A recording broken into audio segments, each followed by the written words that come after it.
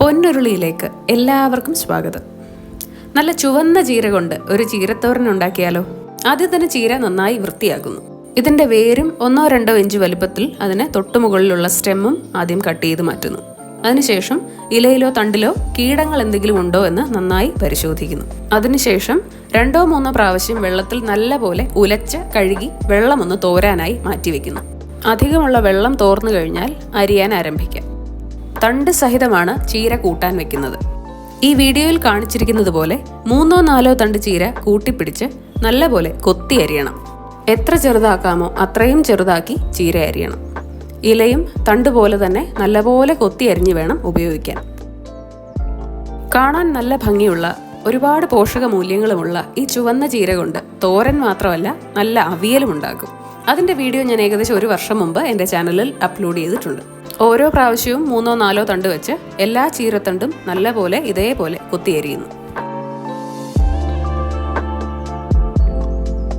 ഇനി തോരന് വേണ്ട അരപ്പ് തയ്യാറാക്കാം.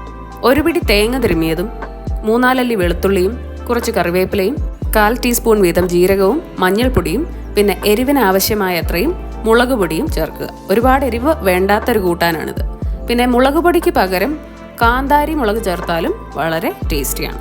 അരപ്പും തയ്യാറാക്കി ഇനി അരിഞ്ഞു വെച്ചിരിക്കുന്ന ചീരയിലേക്ക് പാകത്തിന് ഉപ്പും ഈ അരപ്പും ചേർത്ത് നല്ലപോലെ കൂട്ടി തിരുമ്മി ഇളക്കുക. ഇനി കടുക് വറുത്ത് കൂട്ടാൻ വെച്ചാൽ മാത്രം മതി. ചീനച്ചട്ടിയിലേക്ക് വെളിച്ചെണ്ണ ഒഴിച്ച് ചൂടാക്കി അരിയും കടുകും കറിവേപ്പിലയും വറ്റൽമുളകും വറുത്തെടുക്കുന്നു.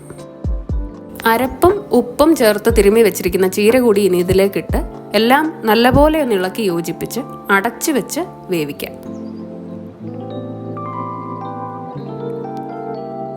മീഡിയത്തിൽ താഴെ ഫ്ലെയിം വെച്ച് ഇങ്ങനെ ഏതാനും മിനിറ്റുകളൊന്ന് വേവിച്ച ശേഷം അടപ്പൊന്ന് തുറന്ന് ഇടയ്ക്കൊന്ന് ഇളക്കാനും ഉപ്പ് പാകമാണോ എന്ന് പരിശോധിക്കാനും മറക്കരുത്. വേവുന്നത് വരെ വീണ്ടും അടച്ചു വെച്ച് തന്നെ പാകം ചെയ്യാം.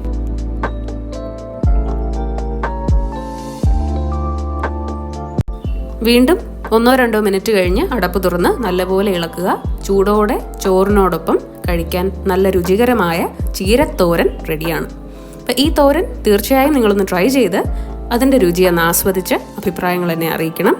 മറ്റൊരു നല്ല വീഡിയോയുമായി ഉടനെ കാണാം. Bye bye.